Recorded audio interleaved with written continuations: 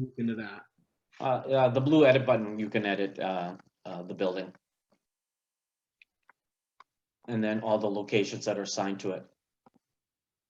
This is the ready-made database. So once you have you start from the top. So once you have your site name, like your site, let's say Maxpanda HQ set up, then you add all your buildings, then you assign the locations, then you can upload your assets and your inventory.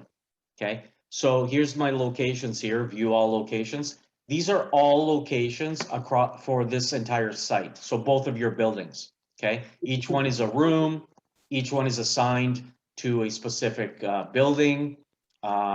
There's assets assigned to the location, you know, one or multiple, whatever. So these are all your assets. So we don't expect you to type them in one at a time. So when you go add location, all this information here, you simply download the multi-data template. It's this info in a horizontal Excel sheet.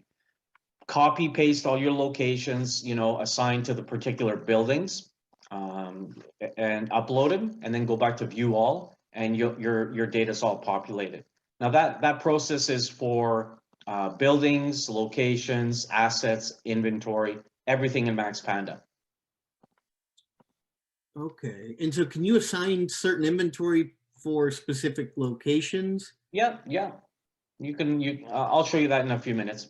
So let's talk about the user roles now. Company admin, company editor. Now the company admin is the only role that can go into the company tab here.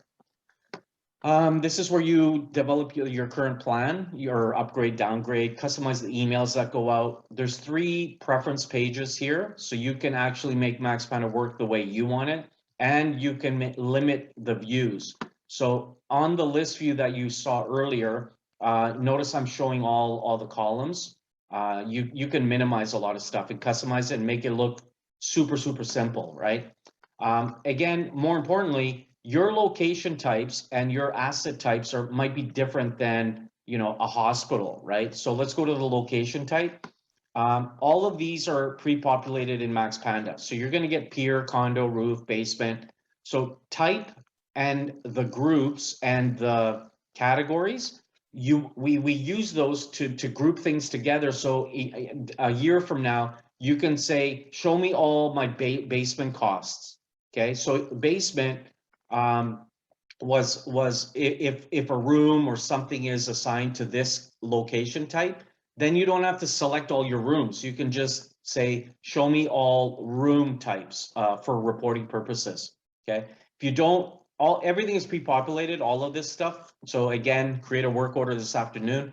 You can change the name, delete, or add as many as you want. Like mining is a new one I added, like all of these here as an example.